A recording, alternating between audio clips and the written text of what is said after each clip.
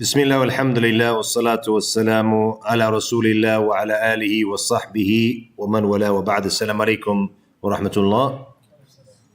We stopped last week in our fourth session at verse 28, and Allah subhanahu wa ta'ala was talking in the past verses about, or things about spending and not to be extravagant in spending, until we come to verse 29 here when he said subhanahu wa ta'ala, وَلَا تَجْعَلْ يَدَكَ مَغْلُولَةً إِلَى عُنُقِكَ, and do not make your hand as it's chained to your neck. Meaning, don't be tight-fisted when it comes to spending. So he's telling us not to be extravagant, not to overspend. Now he's giving us the example of not having your hand chained to your neck. Then he said, وَلَا تَبْسُطْهَا كُلَّ الْبَسْطِ, and do not extend it completely. Why?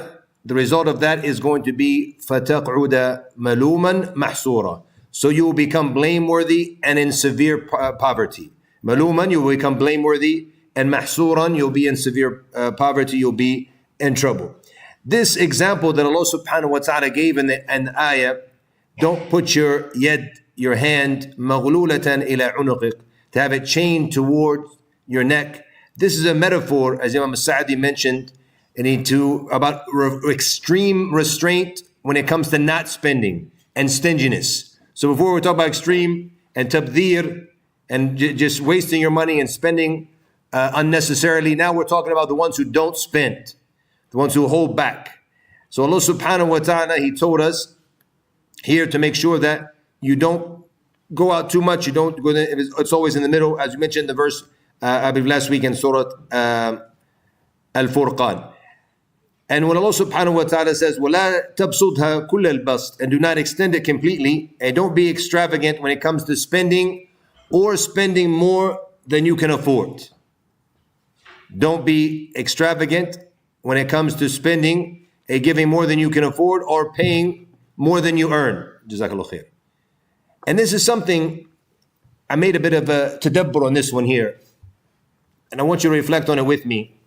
When we talk about spending more than we can afford or paying that more than what we earn, it kind of reminds us of the reality of people in the societies we live in today, especially in the West, and even and to an extent here in the Gulf countries as well, where people, they live on the credit card.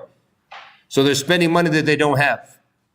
They want to look good in front of the people, they want to show off, they want to have a certain level of standard of living. So they expand beyond their means, and it puts them in a bit of trouble. So I said, subhanAllah, is Allah subhanahu wa ta'ala here giving us the tarbiyah not to fall into the trap where people are falling into, where the credit card companies own them, or other individuals who might not go into haram loans and riba, but they might take different loans. They want to spend, like, Daniel, man, I make 10,000 a month, but I spend 15. Like, can you give me 5? Can you give me 5? And all of a sudden I find myself, I'm in debt, because I'm overspending. So here Allah subhanahu wa ta'ala is showing us not to overspend and more than you make. And in both ways, and whether you're wasting your money on this and unnecessary things, or you're overspending, even sometimes it might be in good things. And both ways here, you're going to not fulfill the rights of others upon you. Those who have rights upon you, you're going to not be able to fulfill them because you're wasting your money like this or like that. But generally speaking, Islam is always encouraging us to give when it comes to giving for Allah subhanahu wa ta'ala. And these verses, if you reflect on them from the past verses, there's an indirect encouragement to spend more when it comes to spending for Allah subhanahu wa ta'ala. And if you look at the past verses, when they talk about those who are close to us, and the miskin, the ibn sabil, it's a tarbiyah to the Muslim that get himself accustomed to constantly giving for Allah subhanahu wa ta'ala. So as soon as you remember the last verse, said, as soon as I get something in back, I'm going to give you in return, you remember? So here, once I get it, I want to spend for Allah subhanahu wa ta'ala. So it's giving us that tarbiyah indirectly to spend. Because the stinginess is a characteristic that's not befitting with the believer. And the Prophet ﷺ, he said in the hadith, إِيَّاكُمْ وَالشُّحْ, he said to beware of stinginess. فَإِنَّهُ أَحْلَكَ مَنْ كَانَ قَبْلَكُمْ أَمَرُهُمْ بِبُخِلٍ فَبَخِلُوا. He said that it destroyed the nations before you. They ordered them to be stingy and they were stingy. And he said in another hadith, alayhi salatu wassalam, and I always like to reflect on this, every morning what happens? He said, alayhi salatu wasalam, ما من يوم يصبح العباد فيه إلا ملكان ينزلان من السماء. That every day in the morning when we wake up, there's two angels that are sent down from the sky.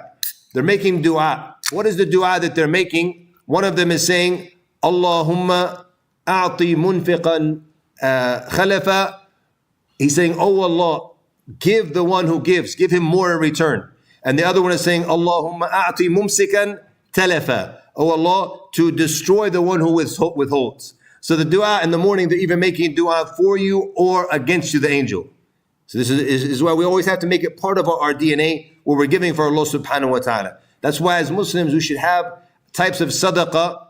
If it's a monthly sadaqah throughout the year, any part of what we earn, it all goes out for Allah subhanahu wa ta'ala. And don't forget the other hadith of the Prophet alayhi salatu wasalam, when he said, مَا نَقَصَ مَالٍ مِّن صَدَقَةٍ. This is the true iman, that true belief, that money doesn't decrease from sadaqah.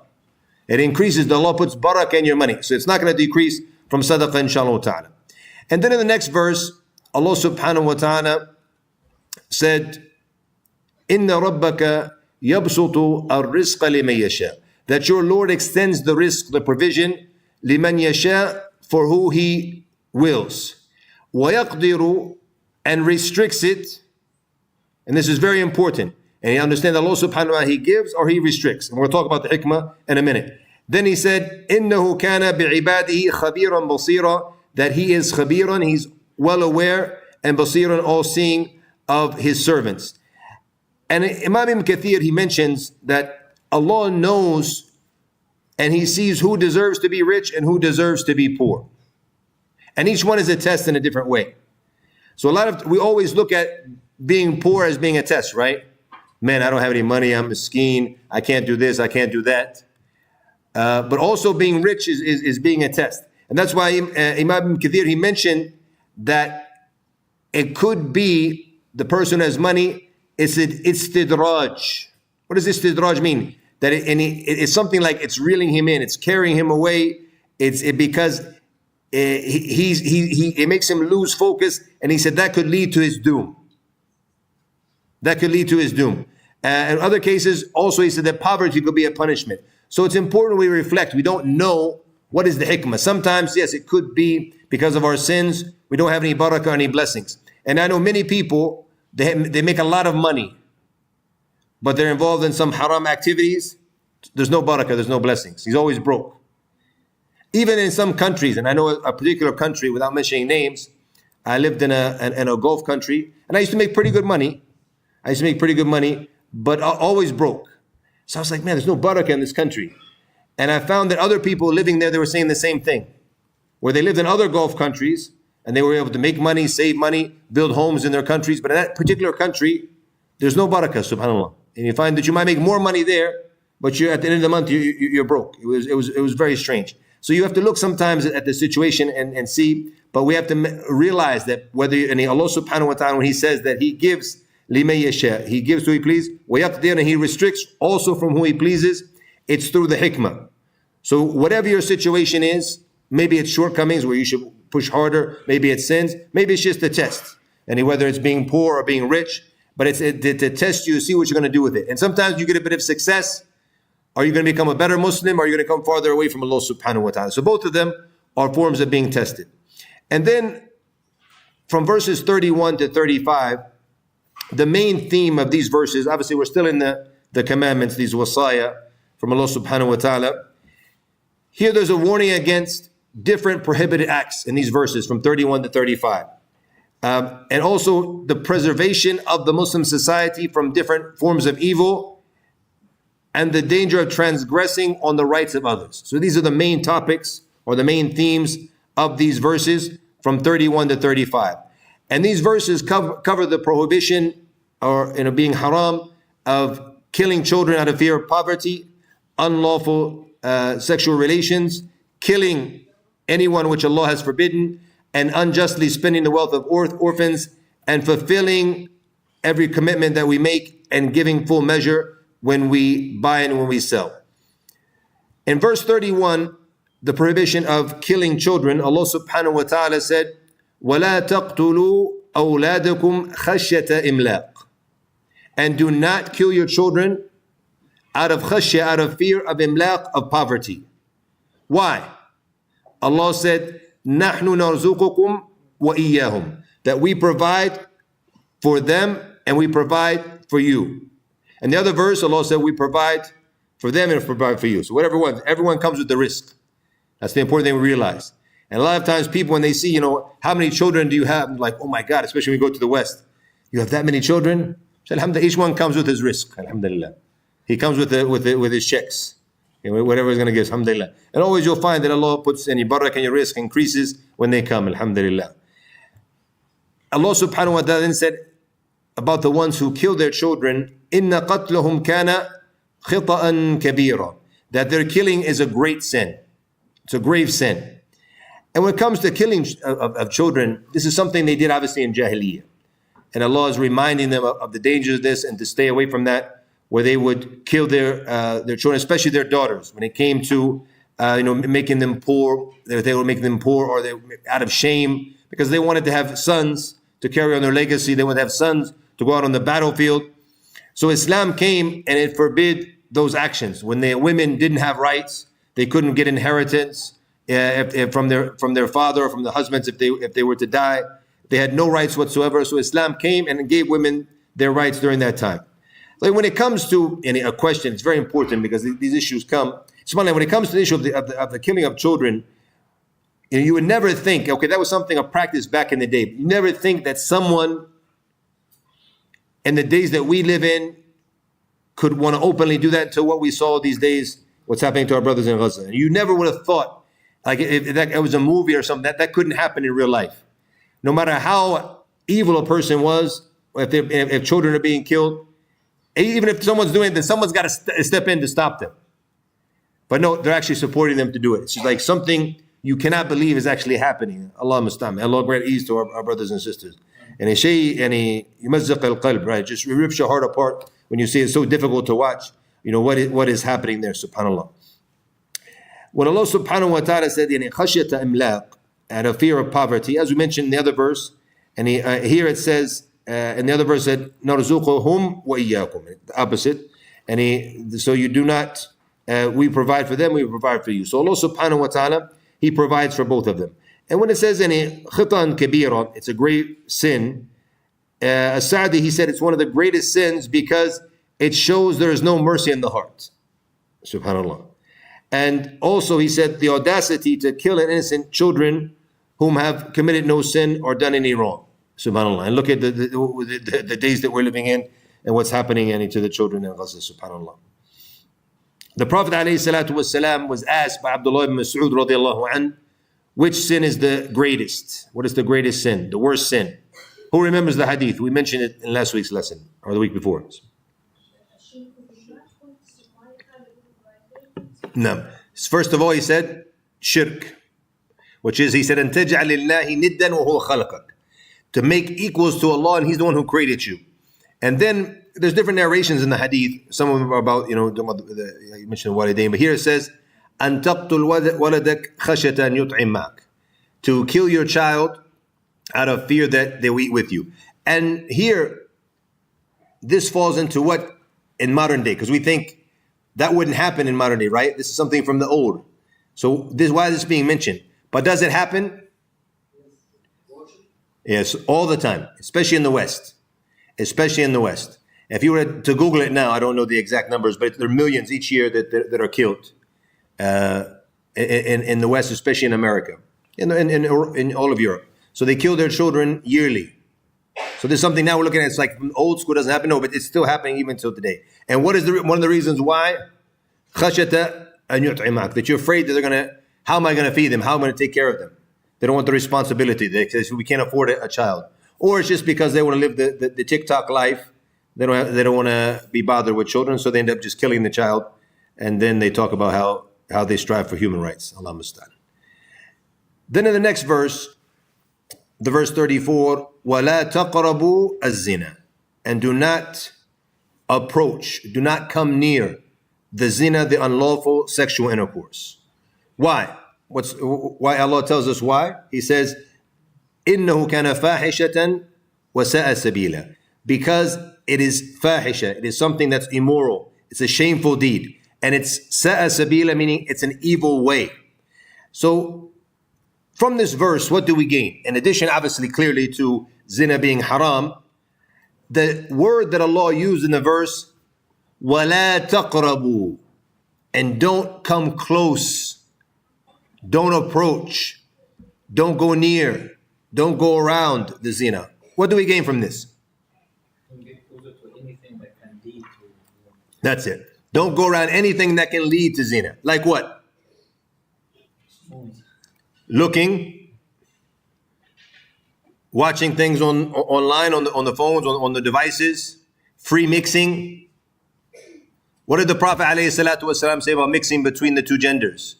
Because now we're modern and it doesn't really matter today, right? So we do it in our schools and universities because we're modern. We have a better understanding now. Astaghfirullah. That's basically what people are saying. We have a better understanding than the Prophet ﷺ. They might not say it with their tongues, but lisan al-hal. And this is the reality they're putting into action. They think they're better than the Prophet ﷺ. And by the way, it's been proven, and I know this is very difficult for secularists and for those, even the Islamic secularists who have been influenced by the secular ideology, even though they call themselves practicing Muslims or Muslims. These individuals who are influenced by this type of modernism, there's actually studies in America, okay, where they showed that the girls and the boys, when they're segregated in their schools, they actually perform better. They don't perform well together. The two don't mix. When they're separated, and they're able to focus more on the studies, and they excel in their studies more. So free mixing is one of them. The Prophet said that he said a man doesn't mix for a woman except for the shaitan is the third of them. And don't think just because you're practicing Muslim, because you're a good Muslim, you do your namaz, you do your salat, you this and that you're free from falling into that shaitan can't get you. Because I know brothers and sisters in the MSAs in university and the Muslim Student Association in universities in Europe and America who have fallen into zina. Practicing full hijab, full brother, full beard, and they fall into zina. Why? Because they mix too much, and shaitan thalithuhuma. He was the third of them. This is the reality. Yes, you might have a better chance if you're practicing to be able to say ma'adallah the first or a couple of times because you have that foundation. But eventually, once you start to weaken your foundation, you do it all the time, you become weak and shaitan gets you. Especially when you want to marry the sister, and Baba's like, no way. You have to start your career, as the brothers were asking, we went to the program in the desert, right? They're saying, how can we get married? It's almost impossible with the way people look in the cultures today, unfortunately. So they end up falling into haram. As the brother mentioned, looking at that which is haram, whether it be at looking at the opposite gender or what people are looking at online. And by the way, something very dangerous, I know we have we have to go PG-13 because some of the attendees, but looking at certain things, it has another negative effect on the youth. It has another negative effect on the youth in the shabab, and the shabab are struggling when it comes to that, meaning that when they eventually do get married, they become unfunctional. It's very dangerous, by the way. And when I first heard this, and I actually studied it, I actually went into detail and studied it, and I realized, the dangers of it. I heard it, I was like, no, that can't be possible, right? Someone in their 20s can't function. Okay? Why is that? Because of the watching the haram. So he's so used to what he's seeing on the screen, that's the only thing that can stimulate him. Then when he gets married and comes next to his wife, she does nothing to him. Only the screen can do it. So therefore, it's something that's very, very dangerous in more ways than one. It can lead, yes, to haram from that aspect, but also it can cause a lot of harm, so we have to be careful. And Allah subhanahu wa ta'ala mentioned the two reasons, that it's fahisha, it's shameful, and it's sa'a sabila. And why is it so shameful and so evil? Because it ruins people's lives. And it ruins them emotionally, and especially the sisters. The women, for them, it's a much more bigger challenge. Because if they fall into the trap of shaitan, it's very difficult for them to get out. Whereas much, much easier. You can say that's fair, it's not fair. That's the reality. We have to be honest with ourselves. If a woman falls into that trap, it's very difficult for her to get out of it. Especially in our societies, especially in our customs. And maybe in the West and things like that, they might be more forgiving. They don't care, Their women are, I don't want to go into too many details, but their women are trash. where we don't have that in our societies, where our women are still more respectful, alhamdulillah. So if a sister does fall into that, it's very difficult. Alhamdulillah, the doors of Tawbah are open for Allah subhanahu wa ta'ala. But when it comes to marriage and this, she's going to have some issues. And then the problem with that, the feminist ideology has opened up for them, oh, you can do just like the man, and you can date, and you can have all of that. And then when you want to settle down, you get married. It doesn't work for a woman. Even for a man, it's not good for him. But he's not going to have the same impact, the same effect on him. Once he goes straight, khalas, he went straight. But for the women, it's much more difficult. So they have to be very, very careful of that and don't fall into the paths, to the traps of shaitan. And then in the next verse, Allah subhanahu wa ta'ala talks about killing innocent people. وَلَا تَقْتُلُوا النَّفْسِ. And do not kill a soul. Do not take a human life. الَّتِي حَرَّمَ اللَّهُ. The one that Allah has forbidden. It's been made sacred by Allah. إِلَّا بِالْحَقِّ. Except with al-haq, what is right, what is legally right, what is legally allowed. And we'll explain what that means in a minute. Then Allah said, وَمَنْ قُتِلَ مَظْلُومًا. And anyone who was killed unjustly. فَقَدْ جَعَلْنَا لِوَلِيِّهِ سُلْطَانًا. So we have made to their heirs, a sultana, an authority. And then he said, after that, even though they have that sultan, they have that authority, Allah said, فَلَا يُسْرِفْ فِي الْقَتْلِ. Okay, you have that authority now. Allah has given it to you. Who gave it to you? Allah. But he said at the same time, فَلَا يُسْرِفْ فِي الْقَتْلِ. Do not let them exceed the limits in the matter of taking life, meaning to look for retaliation. And then Allah said at the end of the verse, إِنَّهُ كَانَ مَنْصُورًا. That he will be supported. He will be supported by the laws.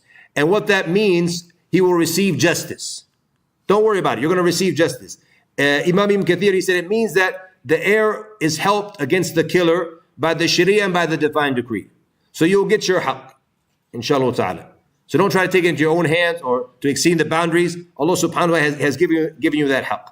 When Allah subhanahu wa ta'ala said, إِلَّا بِالْحَقِّ. So we're not allowed to kill any innocent soul. We know from this verse, right? Allah said, إِلَّا بِالْحَقِّ. Except with what is legally right. What does that mean? What is legally right? Huh? Qisas, I have to say it's okay. So if someone kills someone, then the qisas where you have the punishment, the capital punishment where they're killed in return. That's one way. What else? A ridda, that's also one of them, yes. Someone who apostates. Anything else? Huh? Okay, also this is going to come in the hadith as well. The one who's married and fornicates or commits adultery.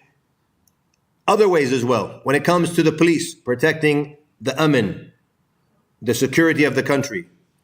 If there's a madman who comes out with a gun or a knife or something in the middle of the street, and the police send it back to his Rabb, is that with haqq? Yeah, with haqq. If someone comes in here now with a gun, may Allah protect us, alhamdulillah, we're safe, we're not like America, but if we're in America, it's a good chance. 50-50 every time you walk into a place like this, right? You never know. Someone woke up on the wrong side of the bed and it could be your day. Unless you follow your Second Amendment, which is then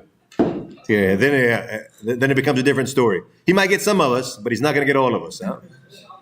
Huh? So if we were to come in now, and we're all practicing we can't do it in Qatar, but in America, we practice our Second Amendment, we're packing. By the way, many of the sheikhs in America, alhamdulillah, they pack, which is good. So you'll find like this stove here, many of them don't have the pocket inside. It goes straight to the holster. Alhamdulillah, you have to be ready. Yeah? So if that person comes in, he wants to harm others, this also is bil haqq, because we're protecting it. Someone breaks into your house, it's with haqq. Okay, you send him back to one of the sheikhs, very famous sheikhs. People don't know, he's a black belt. He's old, but he's still in good shape, mashallah. So someone broke into his house, and he's trained not just in the martial arts, but he's also trained in swords. So he comes out with the sword. He's like, yeah, this is what I've been waiting for, you know? Like the story of the person who fell in with the lion, who's always upset in the zoo, and the person fell in. It's like, this is what I've been waiting for all this time, right? So he's been training like 50 years of his life with these swords. All of a sudden, this guy breaks in his house, and he's like, shh, halal, you know? Alhamdulillah, his son stepped in the middle to save the guy, so he ended up not doing it. But he goes after him with the sword. So that's with haqq. That's permissible, right? So, and then Allah subhanahu wa ta'ala said that he's given the sultan, the wali, the sultan, And فَقَدْ جَعَلْنَا لِوَلِيهِ سُلْطَانًا. We have given the heir the authority. And this means he has three options. What are the options he has? Before the forgiving, what do we have? Option. Sister, she mentioned right away. Qisas. Take him out. Yeah? So we can have the qisas where he's put to death as well.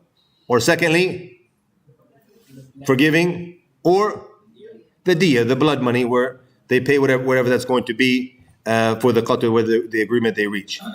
But then Allah said, فَلَا تُسْرِفْ فَلَا يُسْرِفْ فِي الْقَتْلِ فَلَا يُسْرِفْ فِي الْقَتْلِ. Do not let them exceed the limits. Okay, they've given them the authority, but don't let them go after retaliation or to increase. And Imam al-Shinqaiti, he mentioned here that the nahi, we're being forbidden from exceeding the limits. He said it's in three different ways. First of all, to kill more than one for that killer. So that killer killed from this tribe, for example, so they would kill 2, 3, or 4 or more from that tribe in revenge. And that was the customs of Jahiliyyah. So this is something that's forbidden. Also, for example, okay, from that tribe, they killed someone from our tribe, so we take any individual, not necessarily the killer himself, anyone from that tribe and we kill him. That's also not permissible. And then the third one is that they would kill the killer, but they would يمثلون بالجسد, they would mutilate the body. And that's also something that's not permissible. So it's something we can't do any of those things. The Prophet ﷺ, he said in the hadith, and many of you mentioned these things, that it's not permissible to kill a Muslim except for in 3 cases. What are they? When someone kills someone, a nafsu bin nafs, that if a soul for a soul in the case of murder, was zani al-muhsan, as the brother mentioned, the adulterer who's already married, and then atariq li dini al-mufariq li jama'ah, the one who leaves his religion and deserts the jama'ah. So the person who makes ridda, who apostates from religion, is also one of the means for being allowed to kill someone who was originally a Muslim. The Prophet ﷺ, he said in another hadith, لَزَوَالُ الدُّنْيَا أَهْوَنْ عِنْدَ اللَّهِ مِنْ قَتْلِ مُسْلِمٍ. That if the whole world were to be destroyed, it would be less importance to Allah than the killing of a Muslim. And a hadith like that, and then we see what's happening to our brothers and sisters in Gaza. وَيَتَفَرَّجُونَ. People are just looking like it's no big deal, you know. May Allah help us and forgive us for our shortcomings, and Allah musta'an. It's a very, very sad and difficult situation, but inshallah ta'ala khair will come from inshallah.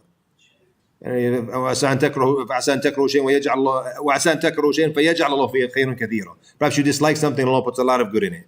So inshallah ta'ala, that's what we hope it's going to be, inshallah ta'ala. Then Imam al-Shinqaiti, he mentioned that in addition to these 3 mentioned the hadith, because sometimes I think these are only 3, he said there's other ones that are mentioned in the Sharia as well.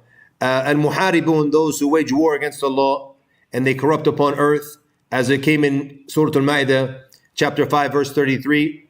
Also, what came to the fahisha of the qawm of Lut as well. We all know that punishment.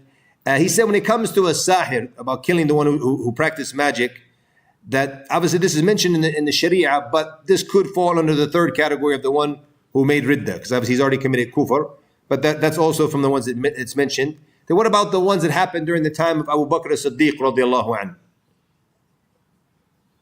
The ones who refused to pay the zakat. What happened to them? They fought them. Okay. Here Imam Shinqaiti mentioned something, and he said there's two possibilities. If they deny that this is a pillar of Islam and they have to pay it, they become kufar. They made ridda with this. So that falls into the category mentioned above. But if they say, no, it is part of Islam, but I'm just not going to pay it to you. And they would be fought because, or anything, you can make the analogy on anything. He said, this is when you call fighting, but it's not killing. The difference between qital and qatl, he said. So you would go to fight them to bring security, to bring the amin back, to bring things back on track, but not necessarily going to you want to kill them. If they surrender, that's what we want. You know, we don't want to have to kill them. Just like now, if someone a group were to go out, they should put out the forces come and put out the fire. Some people might get killed in the exchange, but it's for the overall good. That's what's meant by that. And to bring things back on track, so that would be permissible. Just to show you quickly, I want to show you Obviously, that's for the government, inshallah, for those situations, not for us as individuals. If you're attacked in your house, that's a different situation. The point being, Imam al-Shinqiti, he mentioned in a different things, if you go into the fiqh, there's many different things, and I'm not going to go into detail, we don't have a lot of time, but just to give an idea about, when you go back to the books of tafsir, and a certain ayah, they can go into very into depth. So he mentioned 5 different masail, 5 different fiqh issues that are taken from this ayah. From them, for example, the person who's killed, madluman, he's killed unjustly, okay? So would you understand from that, if someone's killed justly, would his heir have the right to look for qisas and look for this? No, because he was killed justly. So like for example, if some crazy person comes in and the police come and take him out, and he's like, hey, you killed our son, so you have to pay diya. No, because it was done out of justice. And he mentioned several different things, and then he mentioned, as he finished those 5, I have them written down, he actually mentioned after that, there's actually 6 branches related to those 5 as well. So we went into detail. For example, how much is the diya, and to more detail, what have you. What type of weapon are you, if he's killed with this or that, and all these different details he went into in these ayat to show you and how depth and some of the tafsirs actually are. In verse 34, Allah said, وَلَا تَقْرَبُوا مَالِ الْيَتِيمِ, and do not go near. Once again, Allah's doing the same thing about the zina, don't go near. And here saying not to go near مَالِ الْيَتِيمِ, the wealth of the orphan, of the yatim. إِلَّا بِالَّتِي هِيَ أَحْسَنُ. إِلَّا means what? Except. So there's an exception, right? The exception is بِالَّتِي هِيَ أَحْسَنُ, in a way that is best. What's meant by that? We'll inshallah show you in a minute. Then Allah said, حَتَّى يَبْلُغَ أَشُدَّ, until he reaches maturity. Then Allah said, وَأَوْفُوا بِالْعَهْدِ is another ruling, and to fulfill commitments and pledges. Why? إِنَّ الْعَهْدَ كَانَ مَسْئُولًا, that for surely you will be accountable for all of them, for all of the commitments and the pledges that you make. Here when Allah says, وَلَا تَقْرَبُوا, do not come near. Why is that? There's 2 aspects here. And for ourselves, if you're the one who's responsible, you become the wali, the one who's in charge of that orphan. So someone dies and he had a rich mother and father, for example, they left him a lot of money. So you're in charge of him, right? His father died, you're in charge of him, of raising this orphan. And he has millions in his account now, his father left behind. He was the only child.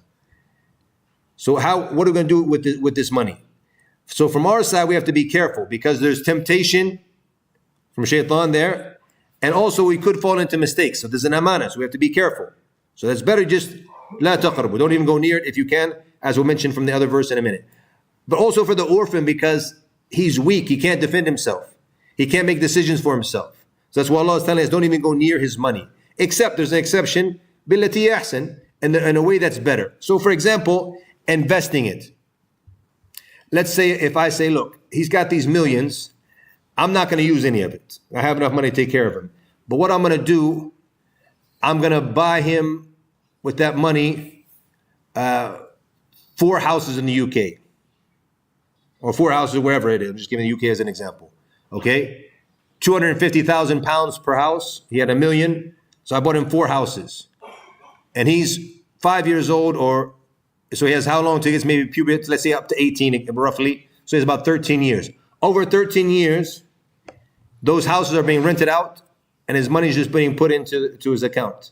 I'm not taking any of it. And then I say at the end, you have the houses, if you want to sell them, here's your property. I hand it over to him in the end.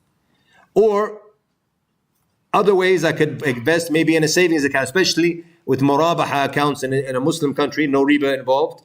I put it in there and then they do murabaha with it and they make money off of it. So any savings or any arbah and any earnings will be put on top of that. You could do something like that as well to invest their money. Those are 2 examples.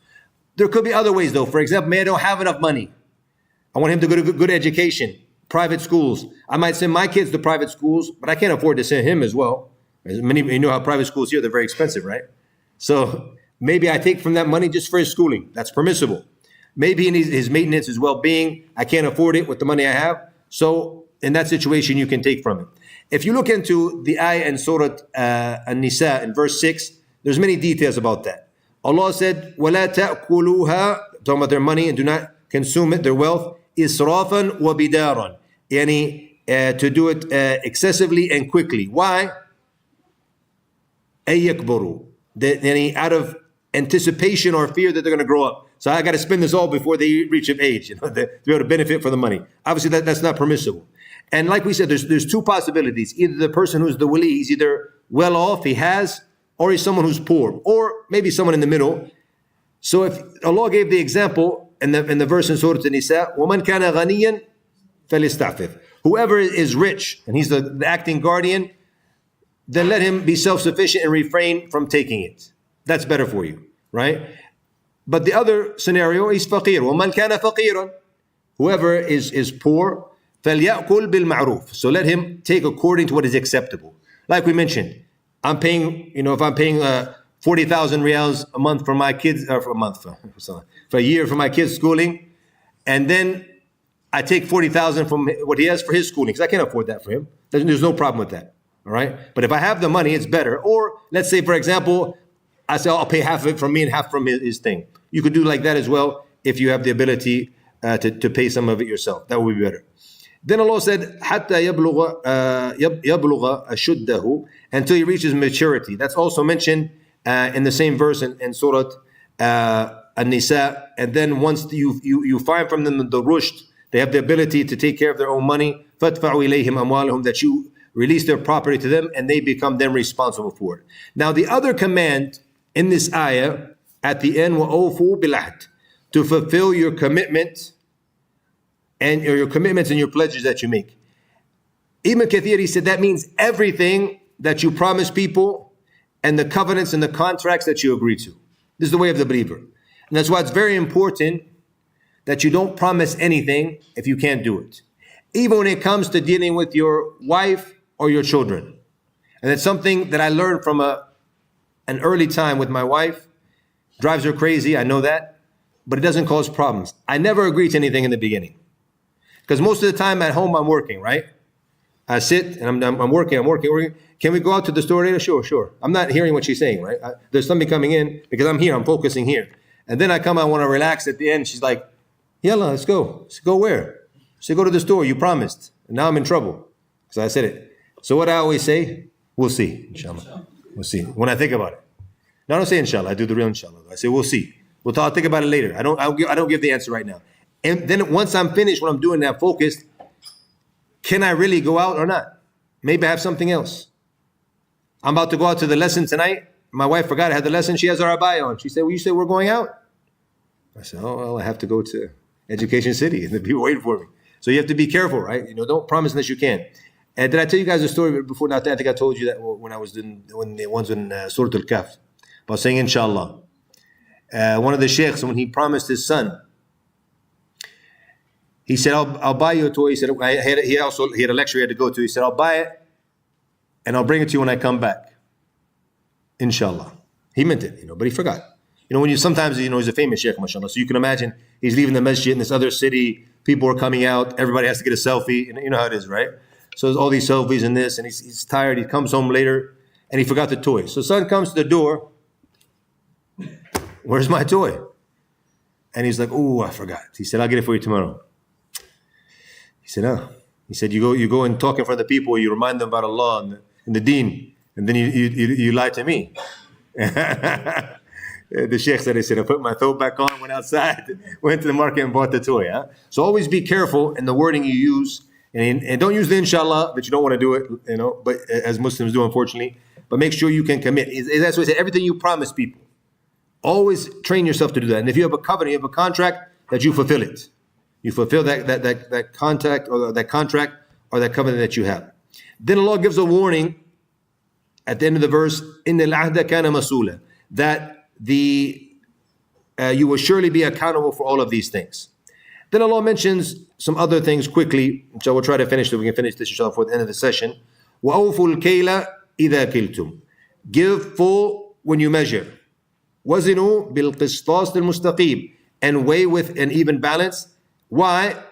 Always focus on this. It's the beauty of the Qur'an. The commands come, and then a lot of times at the end Allah will show you the reasons why. For example, don't go near zina. Why? It's fajr wa sa'a sabila. It's immoral, it's indecent, and it's an evil way. Allah is telling us here to what? To fulfill the measurements and the balances when we weigh. Then he said, ذَلِكَ خَيْرٌ وَأَحْسُنُ تَأْوِيلًا. And here comes the tadabbur. And because as we study tafsir, it's not about just understanding the meaning, but going deeper. Why is it a better way?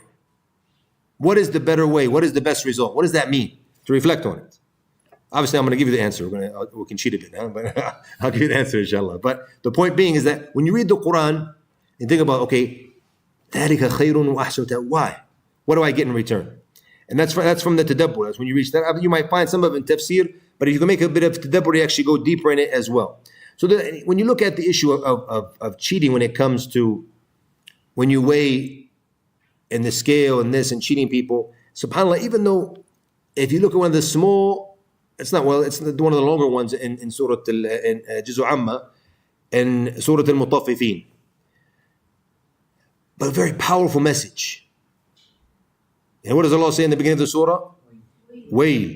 Wailun lil mutaffifin. Woe be to those who what? Al-Mutaffifin. They give less than what is due to the people. But what is their characteristics? الَّذِينَ إِذَا اكْتَالُوا عَلَى النَّاسِ يَسْتَوْفُونَ. But when it comes their turn, they make sure they get all of theirs. But they give people less, but they get all of theirs.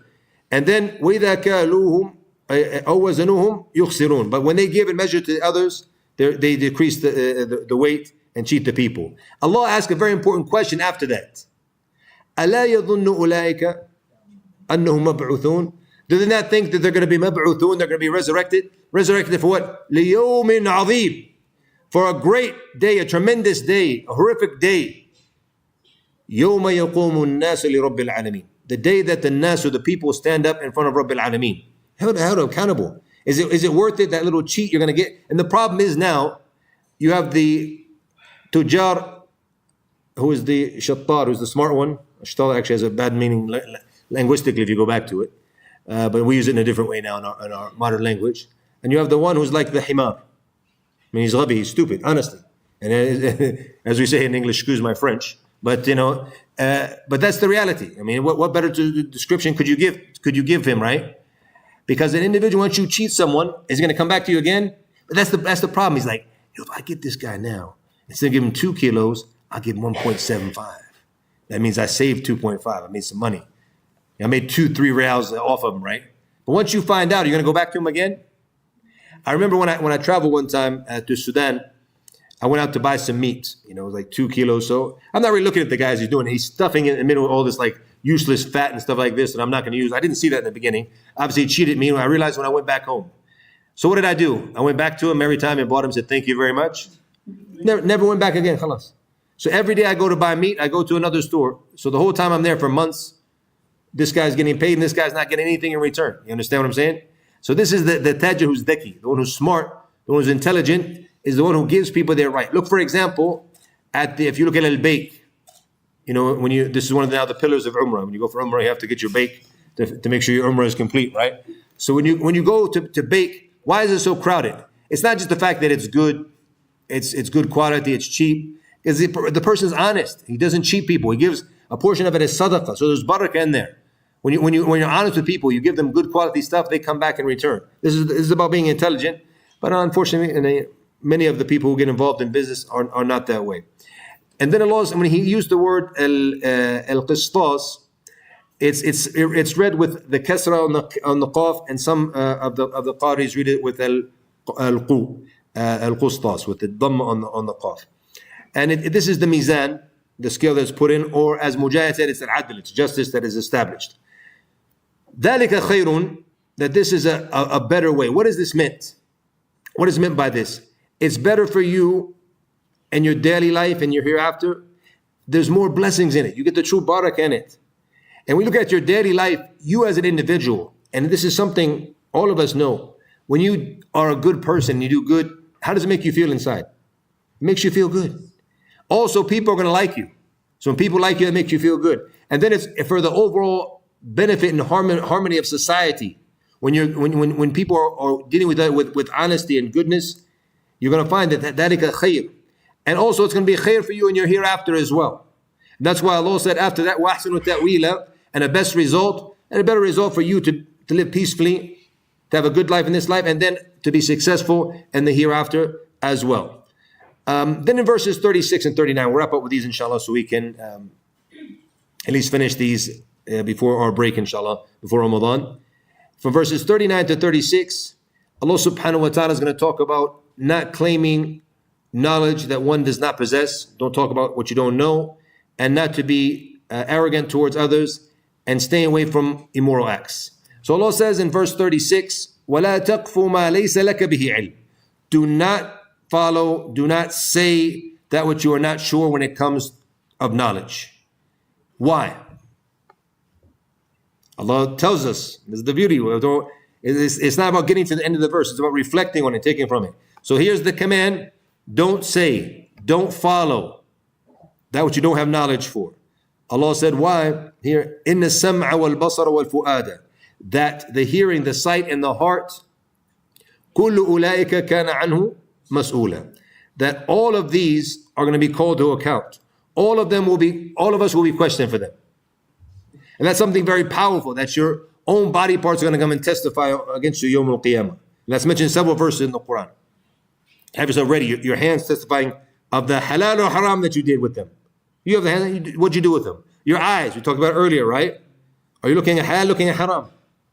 Your ears, listening to haram. And now, on our phones, we have the AirPods. No one can hear what we're listening to, right? So is it good or bad? No. But now the Walkmans back in the day, I don't know if you guys know those or not, with the old headphones. Everyone can hear what you're listening to outside and have an idea. Now no one knows. You can listen to anything. These are your ears. Allah gave them to you as a blessing to hear with, to benefit from. So what are you going to do with them? What are you listening to? Every time I go to the gym, people have I have my headphones on. Say, Sheikh, what are you listening to? Huh? What gets you in the mood? Get you pumped. I'll show you guys actually. I have the same thing all the time. Most of the time, I have two favorites. إنهم ظنوا كما ظننتم أن لن يبعث الله أحدا. خلاص. But strangely enough, my podcast, it goes from the back to the front. I don't know why that changed, but so I have to start from Surah Al-Nas to Baqarah. But I download one of my favorite qari'as, Sheikh Abdur-Raheem. I listen to the Qur'an. So you need to get pumped, man. Yeah, I don't need to. The fact that I got up off the couch and went to the gym, that's enough. And it got me in the zone enough, alhamdulillah, to do what I have to do inside. And I actually find it very peaceful when I'm lifting weights and I'm listening to the Qur'an. I find it very peaceful myself. I enjoy it. So Allah gave you those ears. What are you going to do with it? No, this is the reality. كُلُّ أُولَٰئِكَ, and as Imam Shinqiti mentioned, and so you understand linguistically, أُولَٰئِكَ, usually use it for what? We usually use it for a group of people. But it also can be used in the place of tilka. And they mention different poetry for it. Even some other tafsirs. Maybe even Kathir mentioned it as well. But I remember في أضواء البيان, the Shinqiti, he mentioned that it can be used instead. So أولئك means tilka, and so you understand linguistically the meaning of that. So the general meaning here is that don't say or don't do that which you don't have knowledge of. First of all, you must confirm from it. If you go back to the tafsir of Ibn Kathir, mentions everything. He said, don't say, don't accuse anyone without knowing or having knowledge. Don't do shahadat al-zur. Many different definitions were given, but it comes back to the meaning of that, is that you do not say that which you don't have knowledge about. You do not confirm that which you don't have knowledge about unless you are absolutely sure. And also Ibn Kathir, he mentioned from that, don't talk about things that are based on suspicion. Only talk about that which is yaqeen, that which is certainty. Because it came in the other verse, and which surah talking about staying away from the dhann? In Surah Al-Hujurat. اجتنبوا كثيرا من الظن. Why? إن بعض الظن إثم. Stay away from a lot of suspicion, because indeed a lot of the suspicions are sins. And the Prophet ﷺ, he said in the hadith, إياكم والظن فإن الظن أكذب الحديث. He said to stay away from suspicion, because suspicion it's the falseness of speech. So you have to train yourself as a Muslim that we never make sure that you know. And so many problems, so wallahi, it's been solved when you go back to the individual. Okay? So for example, let's say I've been teaching here this is my 5th lesson with you guys, and they say, did you hear what Sister Nuha said about you? Really bad, I was like, astaghfirullah. I was like, she's been so nice, organized everything, may Allah bless her. I'd be shocked if she said anything bad about me, So but I take it in my nafs. And now she says, can we have something in my heart? But if I were to ask her, why she said it, she said, no, I said this. So maybe that person misunderstood a word. Not necessarily that person meant bad, but just the naqal sometimes. Have you guys ever played the game, the Chinese Whisper? And you think it doesn't work, but it's actually, every time we actually do it with the brothers, it always comes back different. And it's like you're sitting in one small majlis, and it always comes back something totally different. It's weird, SubhanAllah. You think, that, about 15, 10 people, it's going to come back the same. Always comes back different. So things like that happen. So you always, say, not, mashallah, we know, especially when we know someone to be good. So I know the sister is good. I'm not going to accept anything. They say, maybe you misunderstood, maybe this, maybe any. There's always an excuse. Always look for the excuse for your brothers and sisters and stay away from suspicion. That's one of the principles that this verse is teaching us. And then Allah said in verse 37, وَلَا تَمْشِ فِي الْأَرْضِ. By the way, something interesting, and this is I've actually benefited a lot from this tafsir, and this is one of the beauties of tafsir is very vast. So for example, Imam Shinqaiti said something very interesting about this verse. He said that some of the scholars mentioned that this is proof that we're not allowed to make taqleed, of just to follow, when it comes to the affairs of your deen. He talked about here, Shaykh said, yes, when it comes to taqleed al-a'ma, not the basic taqleed, because obviously not all of us are scholars to make ijtihad ourselves, but just to blind follow, even if someone, you present a mistake to someone, you present the correct evidence, and they refuse to accept it. So no, my sheikh, or my group, or this, no, khalas, even if you learn these basics, if you find something more authentic from the Qur'an and Sunnah, explained by another scholar, you take that which is. So this is something the scholars mention, and it just shows you how the istinbat, how they can take different rulings from the verse when they reflect on it. And something amazing they're going to mention here in this verse that I never actually thought about, and when I'm preparing the tafsir, I saw Shinqaiti mentioned it, Al-Qurtubi, and many others, they mentioned it in their tafsir, which is in this verse 37, وَلَا تَمْشِي فِي الْأَرْضِ مَرَحًا. And do not walk upon the earth marahan, arrogantly. And look at the example that Allah gives. For those who are arrogant, Allah said, إِنَّكَ لَن تَخْرِقَ الْأَرْضِ. That you'll never crack the earth. وَلَن تَبْلُغَ الْجِبَالَ طُولًا. And you won't reach the height of the mountains. What does this example have to do with walking upon the earth maraha? Walking on the earth with arrogance.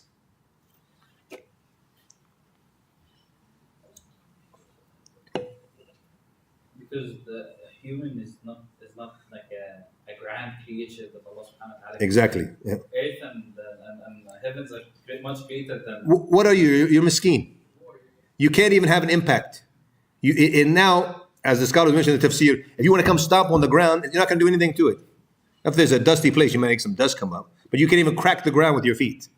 You look at you next to the mountains, next to the earth, you're nothing, you're miskeen.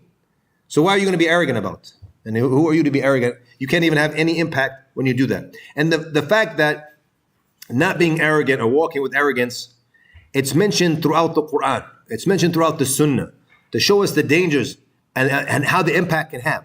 Now think about that. When you walk, now because some of the translation, when you go back to the tafsir, maraha means like strutting. You know strutting, right? You're walking like this. What type of impact does that have on you? Okay?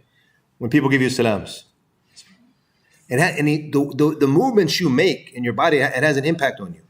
When, as a man, even as a woman in many cases, but as a man, I always talk to my sons and to my friends, when someone says like this, yeah, I'm miskeen, huh? Yeah, nice to meet you.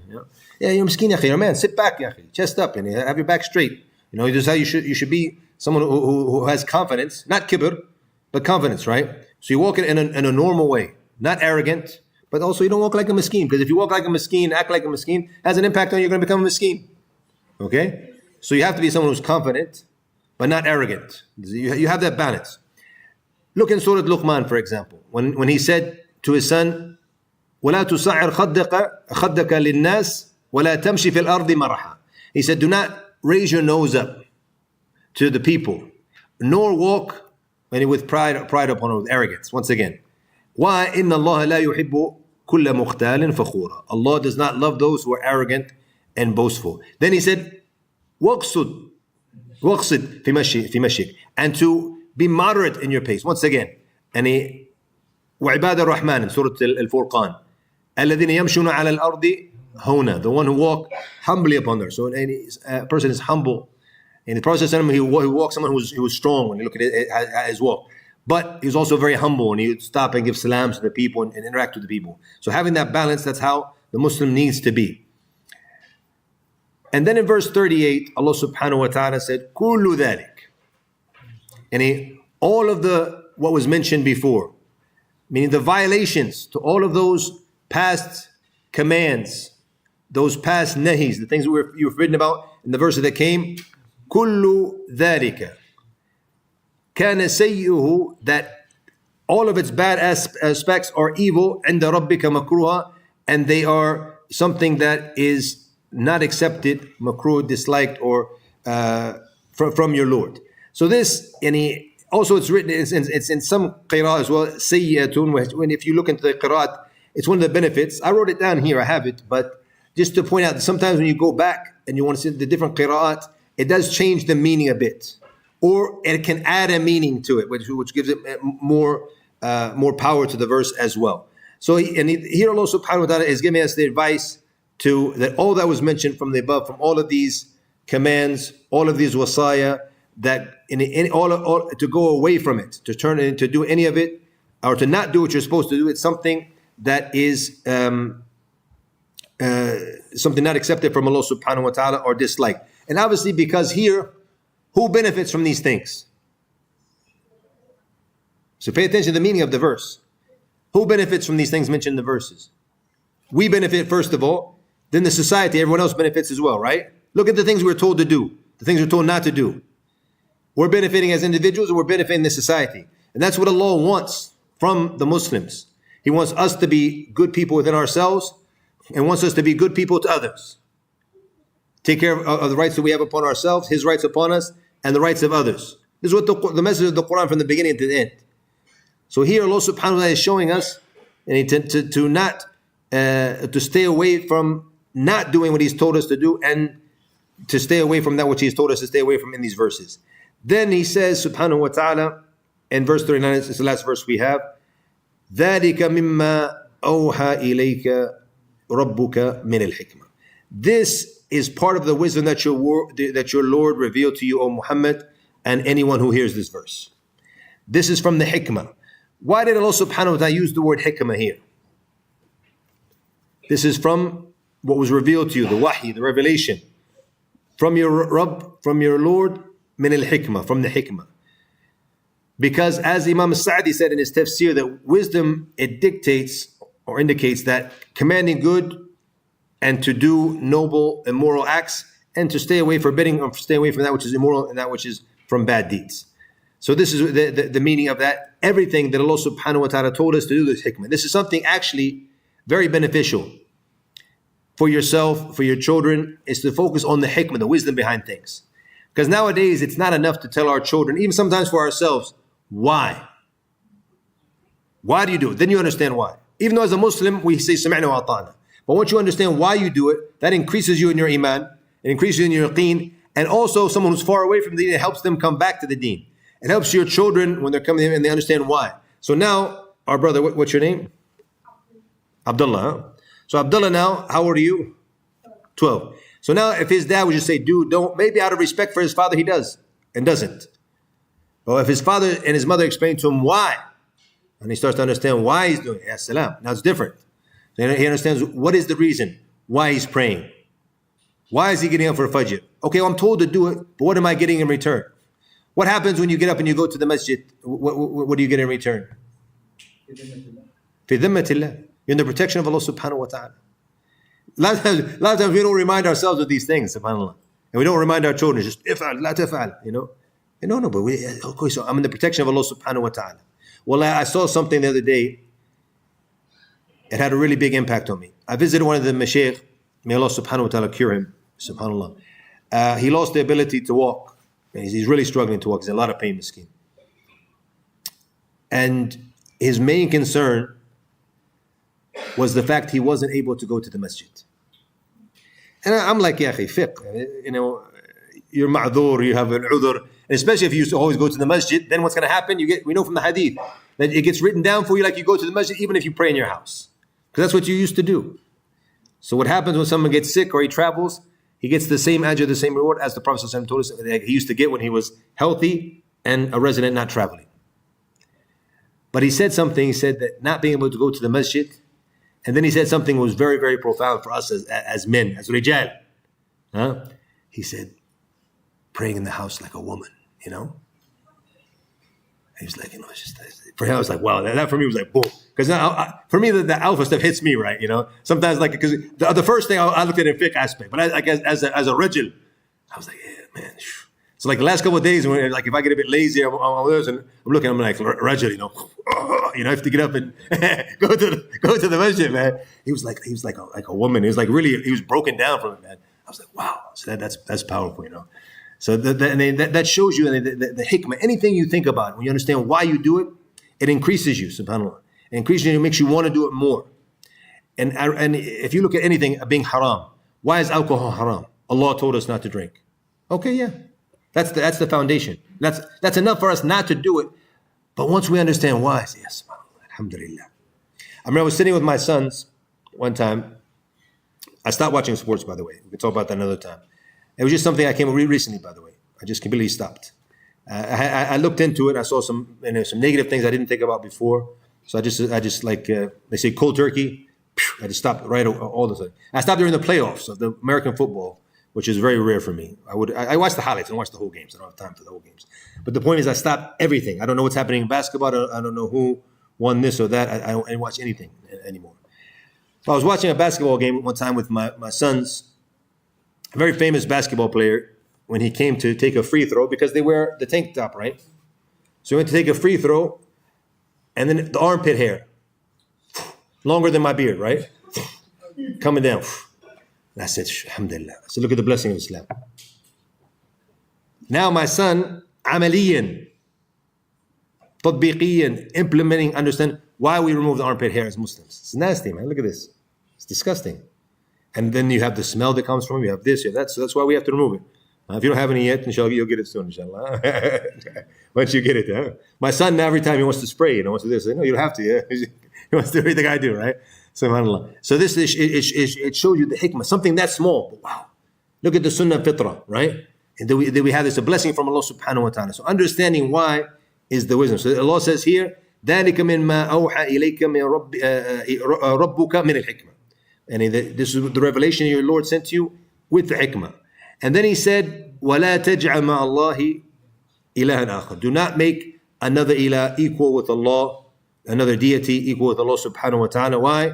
فَتُلْقَى فِي جَهَنَّمَ مَلُومًا مَدْحُورًا. So you'll be thrown into the hellfire, blameworthy and rejected. And as we mentioned, some of these commandments started in verse 22 with the exact, more or less the same wordings.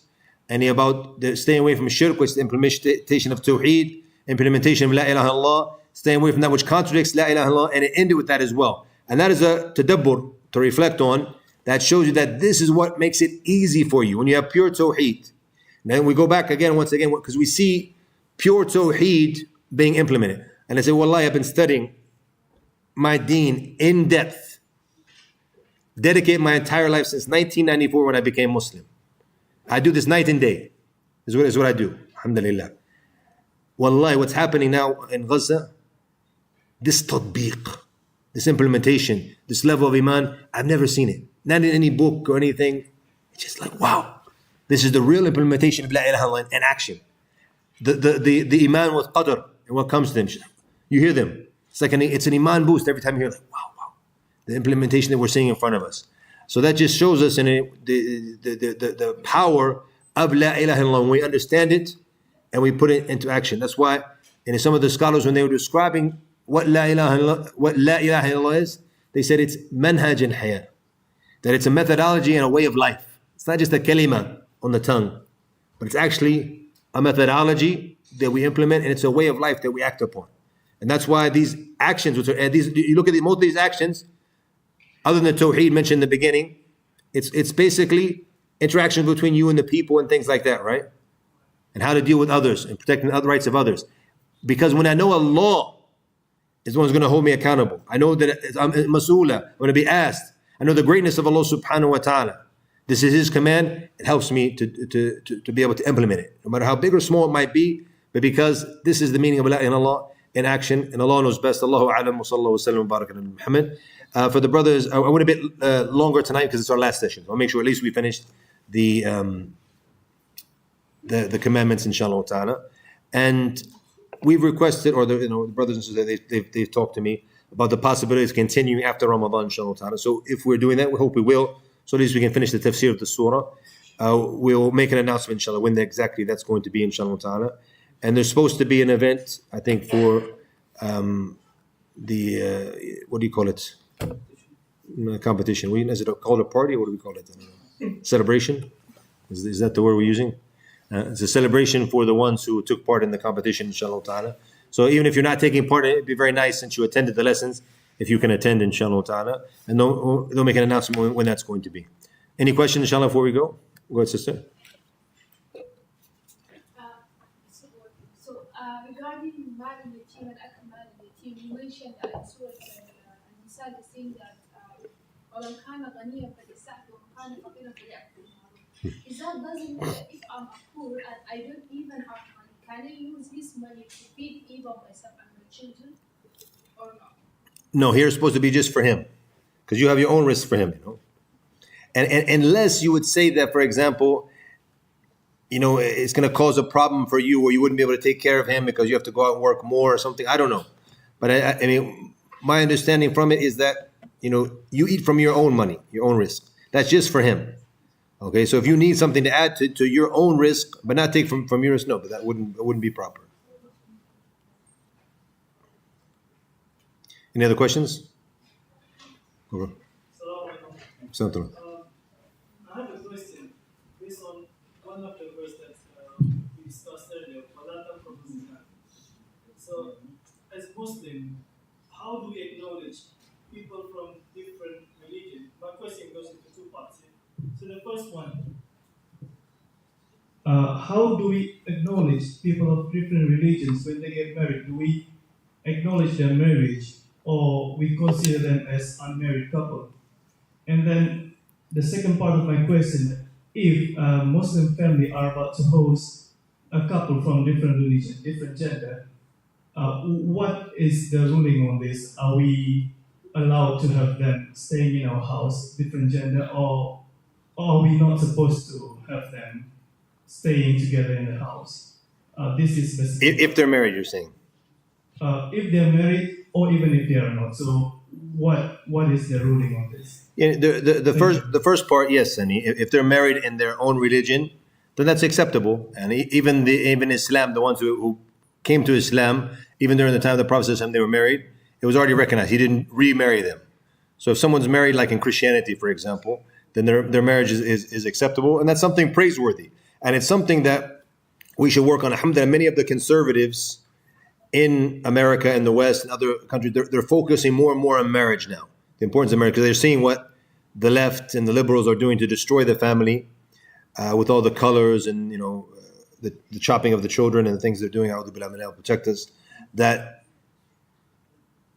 the principle of family, having a family and marriage, is so important. They're focusing more and more on it now.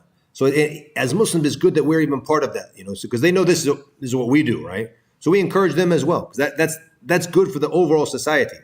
If I have a bunch of Christians living around who are married, and even my son, when he called me last night from Texas, and he was talking about some different places that he found because there's a black neighborhood, a Mexican neighborhood, and a white neighborhood. Which neighborhood should he choose, right? So we're looking at the different things. Obviously, the white neighborhood, it seems good, but it's more expensive. So he has to look at some other things, right? So you're saying that, but I said that from what I know from the Latin Americans, they're more family orientated normally, right? Unless it's like a gang in a neighborhood, that could be different, right? But even then, they have family values more so. So I said, being in an environment like that is actually better for you, where people are family orientated, So having that around us is good for the overall society. So that's something we should encourage and support. Even my sister, when she got married, she was very young. I was very happy with that. This is something how it should be. She's married, alhamdulillah, that's fantastic. So that's the first part of the question. The second part if they are a couple staying in your house, non-Muslims, and you have obviously it's a way of giving da'wah, showing them, Islam. So there's nothing wrong with that. But if they're not married, that would be a problem, right? Because here you're encouraging. You could even say to them, look, that you guys are not married, we can't really accept that, right? So that would be an issue. But if they're married, but obviously the issue of free mixing, them knowing the limits, like if your wife with her hijab and things like that, for the man not to walk around, you explain that to them. Most family members, and I have family members who are not Muslims, so I know how to deal with those things. Then most of them respect these things anyway, so it's okay. Alhamdulillah. Any other questions? Go ahead. So, regarding the three options. He started us before you, so no problem. We'll come back to you. I'm sorry. No, go ahead. It's okay. Yeah, let him start because he already started. I'm sorry. No worries. So regarding the issue that you raised about the killer, so, or the wali, let's put it this way, and he has three options, which is basically qasas or diya or just forgiveness. But some scholars say if the issue or the al-qadiyya was raised to the judge, so it's the judge option now. So could you please explain this more? Yeah, no, I don't. I mean, it depends on the country, but if, on a Sharia-based law, these are the options. It goes back to them. If perhaps the only way I could see that being possible in a Sharia-based law is if, for example, it's something that's considered like a serious crime, and not just two people got in a fight, but like something that has a harm to society at the same time. So, for example, like you would see a rapist Islamically is put down. So let's say he raped and killed, right? So here they wouldn't give the opportunity for the family because here this is ta'zir, to send a message to the society, and that's from the beauty of Sharia, what they call barbaric. And we're actually protecting the society because when people go around raping, one every how many seconds or minutes it happen in America and France and these countries, right? Look at the stats. It's very scary about how many women are getting raped daily, every minute, every couple of minutes in the West. But when this is the ending, registered sex offenders, in the graveyard. That's where we have a registry as well, but they're in the graveyard, not in the houses next to the children and next to the women after they've raped, right? So this will go back to the judge because of the overall thing for the society. That's called ta'zir. So here there could be a scenario in this where that would happen. Otherwise, if it's just like the main where someone killed, they will go back to the family usually. But like I said, some countries they're not 100% Sharia compliant, and some things not. Then maybe the judge would take over even in that case. Allahu Alam. Adding to this further question, if you have a family member who was a Muslim but then left Islam and then they married a Christian, how should you deal with them? Congratulate them? Should you consider their marriage a marriage? Well, I mean, if they're not Muslim, then it wouldn't be a correct marriage from that aspect. But them being married once again is better than them being promiscuous and falling into that. So I mean, that's a good thing. But I mean, it depends on the individual. It also depends on your influence. So if you're someone, sometimes cutting off ties can cause more harm than good. But sometimes also being too friendly with someone who left Islam, then you make them think it's okay. So there has to be a balance there. So they have to know that we're not pleased with them. They have to know that we don't like them anymore because of that, right? But because of, for example, family ties, you might try to be nice to bring them back, to give them advice, to give them da'wah. That could be different. But I mean, this wouldn't be a correct marriage from that aspect. Also, it's important to understand that many people, and I have a video I made about this, where they make this mistake. I call it the most popular haram marriage. I think it was, I did in English and Arabic on my YouTube channel. And that's where people, they marry European ladies usually who are not Christians. They call themselves atheists. They might have came up in a Christian country, but if they say they're atheists, it's not permissible to marry them. The only ones you're allowed to marry as a Muslim man is either from Ahl Kitab, Christians or Jews. That's it. You can't marry anyone else. So she's kafir. I married. She's kafir. She's Buddhist. You can't marry a Buddhist. You can't marry a mulhid. You can't marry a Hindus. You can only marry a Christian and Jew. That's the only thing that's mentioned. Even that's not recommended. It's permissible, but then it's something better to stay away from, especially at the time when as the scholars mentioned, the time of weakness of the Muslims. At the time of Izzah was different. When the Muslims had power and had strength, that was different. Any other questions?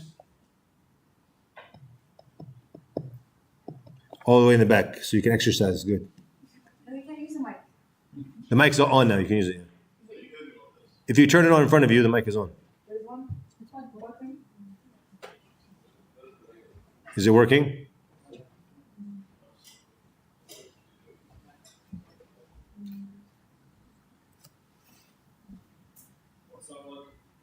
Okay. Well, she got to the top of the microphone. May Allah bless her, inshallah.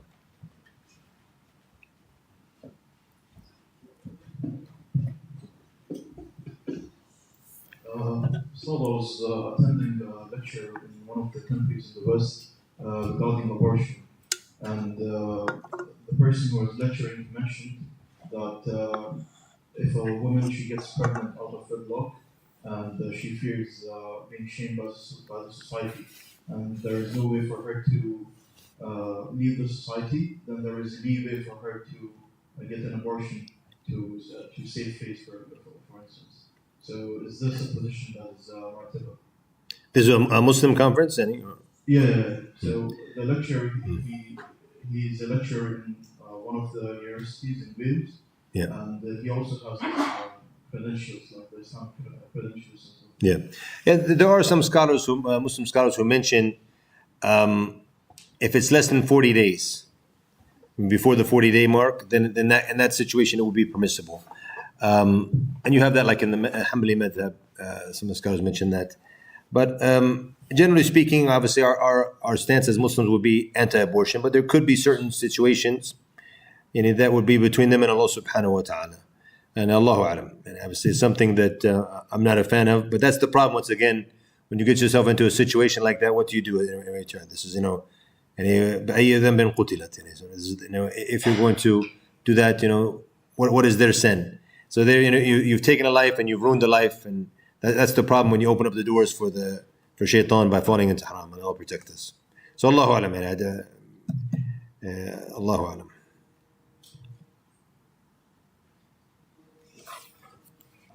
Any other questions?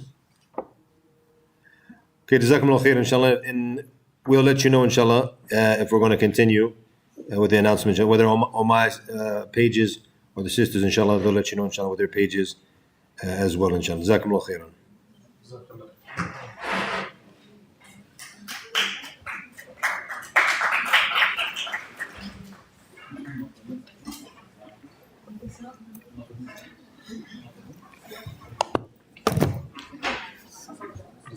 Wait.